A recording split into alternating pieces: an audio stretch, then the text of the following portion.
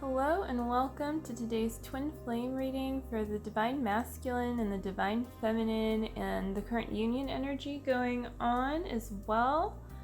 So we're kind of like moving out of the beginning of the week towards the middle of the week. And I don't know about you, but I feel like time is moving fast. The astrology, today we've got the conjunction with Chiron and Mars, both in Aries, and Mars rules Aries, and Chiron is retrograde as of just a couple days ago in Aries. So there's even though there's that retrograde of just going deeper with, I guess, with healing and feeling really confident in places too where maybe you weren't able to heal before, and so there's more of an introspection energy, but there's also a very nicely balanced forward momentum. So it's safe to kind of plant yourself, but also just move forward in those ways that feel good. It could be more quick bursts of energy, for instance, and then some time of integrating, however it looks for you. And then Mercury went direct, so just getting back, used to that again. It's nice to feel all of a sudden whoa, the day went by. So let's get started. I have some Divine Animal Oracle cards by Stacey Demarco, and then I do have one Rumi card today for the Union energy as well. And we'll start with the Divine Masculine in this nice strawberry quartz. So his card is Sea Turtle Stability. That's a very nice card.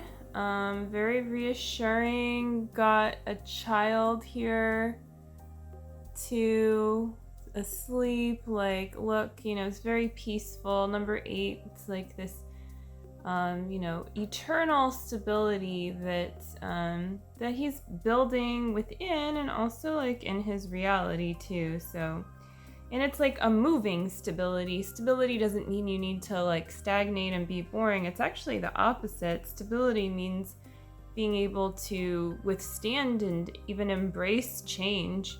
Look, this child is peacefully asleep while things are changing around her, while she's moving clearly from one point in the ocean to another.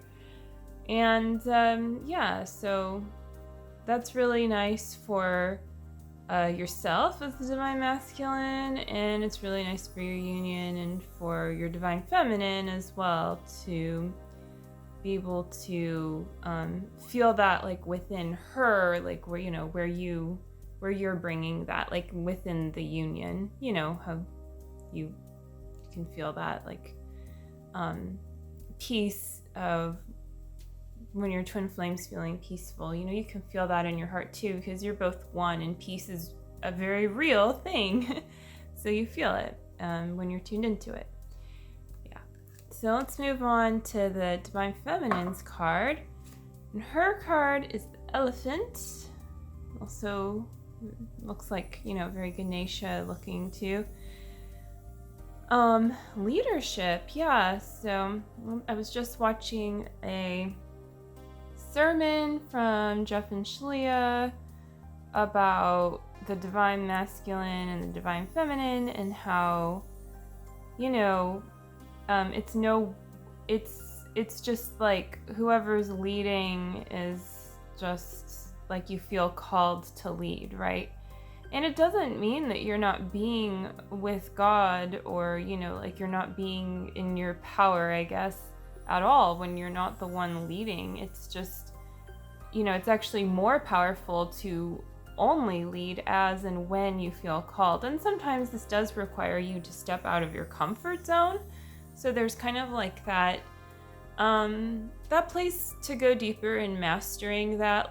How do I know when I, feel called to actually lead here, versus like, yeah, just like waiting until you get the feeling isn't really quite it either. But sometimes it just comes, and then when it just comes and it's peaceful, and then when it is like someone else's turn, or like your divine masculine's turn to lead, and that's peaceful, that like you've done it right, and you kind of get the hang of that, of like when it's your turn to lead. And so the divine feminine is going deeper there with just how to lead in her own life too, and how leading doesn't always need to be a active state. It can also have a passive quality to it, kind of like if you've ever led a group, and not even necessarily children, could totally be adults, and any kind of tour or anything like that, and everyone's kind of like wants to stop and look at this and that, and and you say once, like, hey, we're gonna walk this way, and people don't seem to listen. And sometimes the best thing to do is just start walking and just start leading the way quietly. And you're not walking too fast. You're not trying to like, kind of like play a game with your crew, with those that you're leading, or with your twin flame either, and say like, well, let's see if you can walk fast enough to find me when you noticed that I started walking away. It's not quite that, it's like from a place of complete love, and also of what feels good to you. Like you're getting the inspiration to move forward, on the path, and that it's time to lead, and walk, go to the next thing.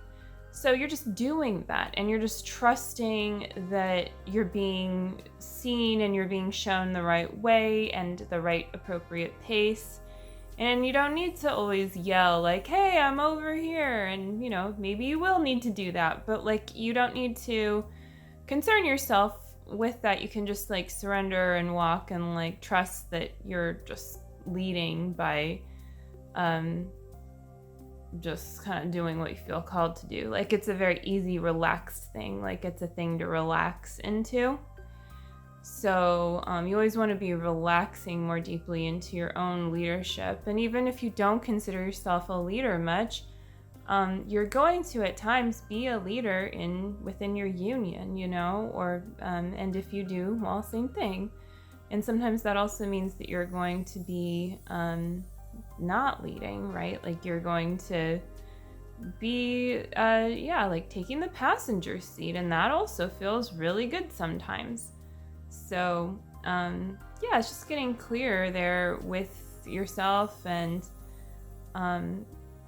right now, like just taking charge of your life, but not in a like, I just drank 5 Red Bulls kind of way. Oh, Red Bull, I really don't like it. I don't know why I even said that. If you do, great. Really don't.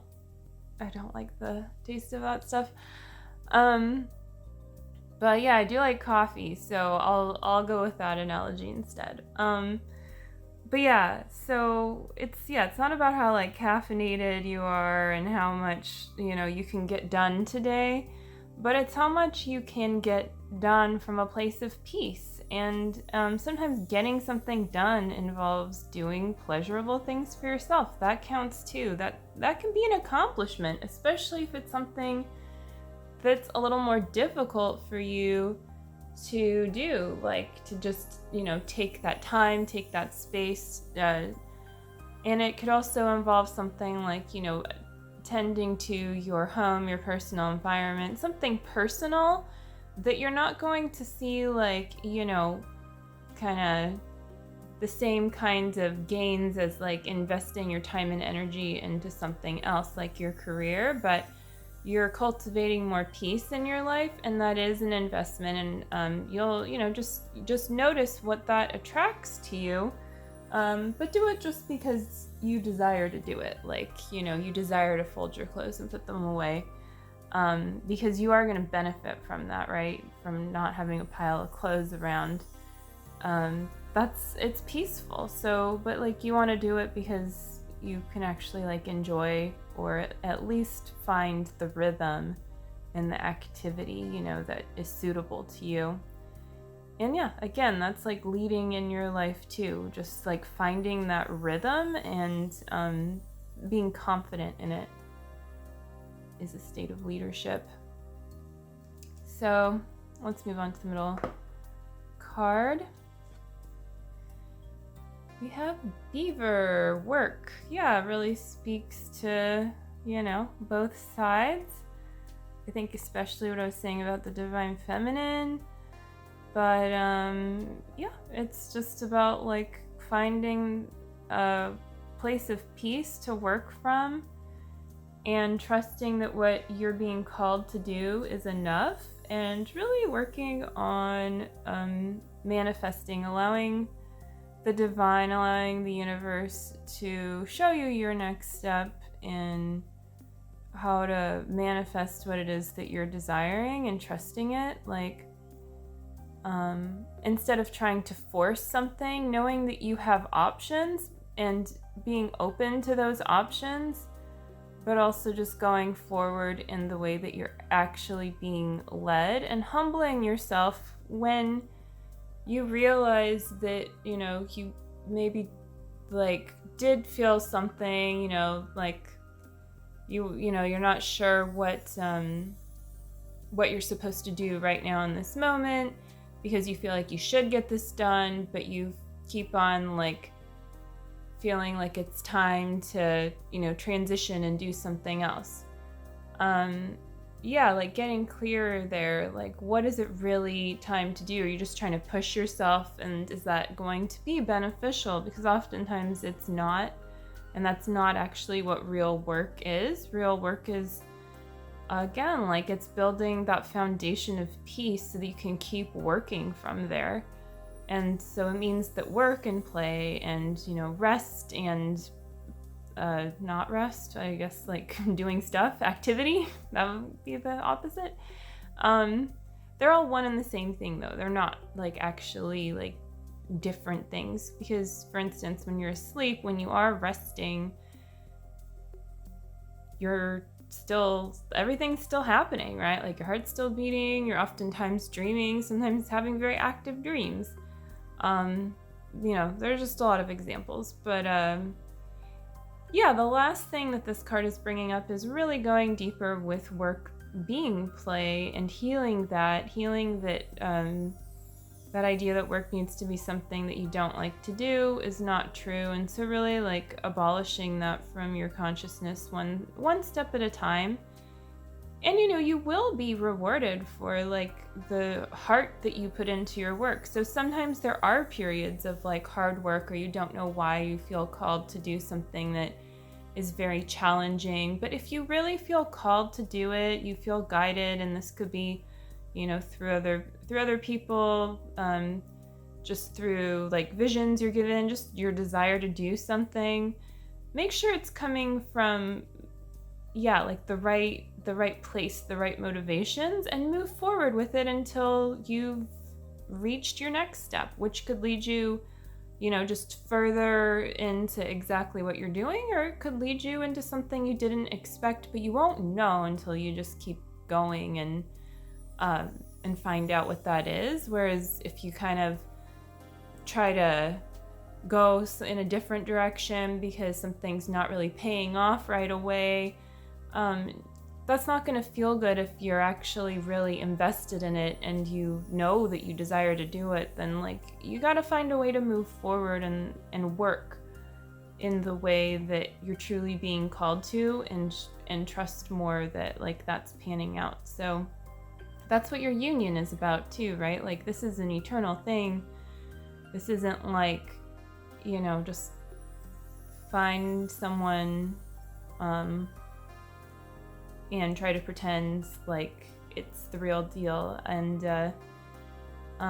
like on, I don't know, just, you know what I'm saying, like you know the difference between pretending and trying to make things fit together in your life, including a relationship, and having truly deep feelings. And sometimes stuff is revealed to you. You do have feelings for someone, or so you think, and then turns out, not to be your twin flame or whatever. That's okay. Like, you had to go through that experience. But if you already like kind of know something is just a facade, then don't go in that direction, right? Like, go in the real thing, even if it looks like, a little hut and the facade looks really cool. Well, like, facade's not even like real shelter. It's just for looks. So you want where the home is. Like, you want something that you can build upon.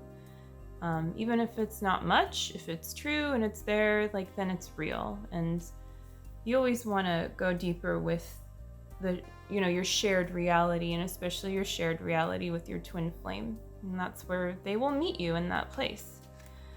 So yeah, last card is going to be this Rumi card. I'm really looking forward to what it is. Okay. I surge on the uprising wave of love, number 5.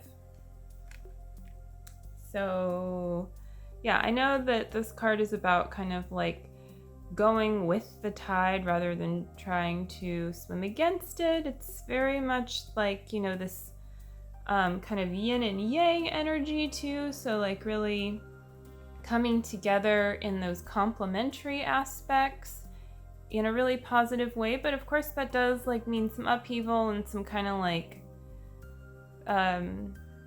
just needing to surrender and go with the flow, because it's just not time to, what I want to say. It's just time to surrender. It's kind of like, if you're in the ocean and you're pretty safe. It's not like the waves are all so crazy, but you're not like in a position to like swim against them, right? Same thing.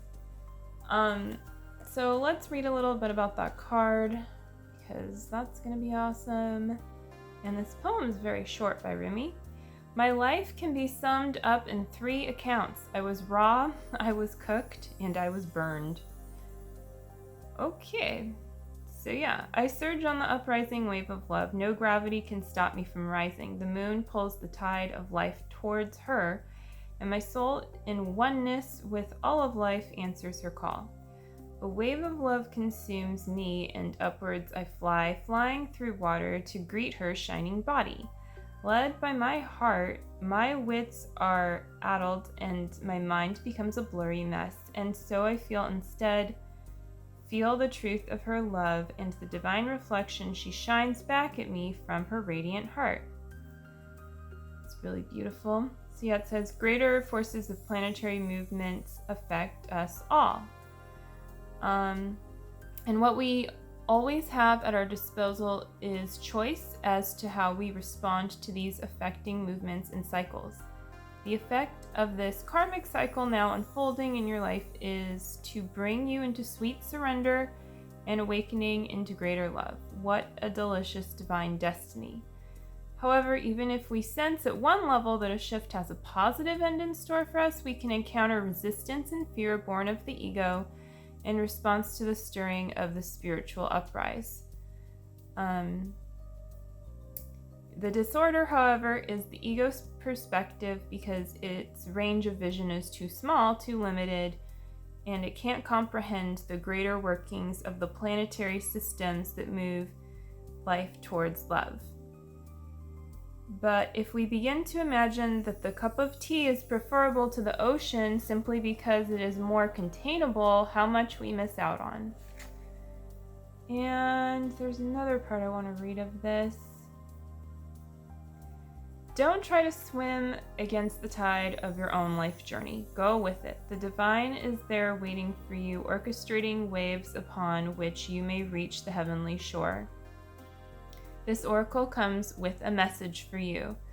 There are changes happening and they will be out of your control. This is because you are ready for accelerated life change. So yeah, just take a moment with that sentence and what that brings up for you. And if there's any fear or like some kind of specific change that you're like, afraid of and you don't want to think of it, that doesn't mean that's like what is happening or, but yeah, like, and if there's positive changes, it's also safe to just look at that and feel that. But know that like no matter what it is kind of looking like as things shift, that it actually is like it's like taking you into the next vortex, you know, if you're familiar with like the law of attraction and that work. Rather than paddling, you'll be caught up in a wave and moved farther, faster. Let yourself surge on with the energy of what is happening, leading with your heart, and just go with whatever unfolds. This will bring you the best fortune and open you up to the divine destiny that is your birthright this lifetime. I love that last part. I'm just going to read that one sentence again. So it says, let yourself surge on with the energy of what is happening, leading with your heart, and just go with whatever unfolds. And that really speaks to going deeper too with like work and how to like cultivate your life purpose like into your life and actually like be able to create and manifest from that place. You know, your true divine inheritance is really cool, and you can't necessarily control how that exactly comes to you and is attracted to you, but you can just do your part, you know, like what you're guided to do. And yeah, go with the flow and see how like it also says like it's like when you go with the flow, you're just like letting yourself being taken much further, much faster, even if it feels like you know, a lot to surrender to. So yeah, just safe to do that, and we'll see what's in store for the next reading. But until then, happy surfing, and take care. Love you, and subscribe if you haven't already and you want to know when the next videos are coming out. And you can hit that notification button and check out the links below too. All right, bye.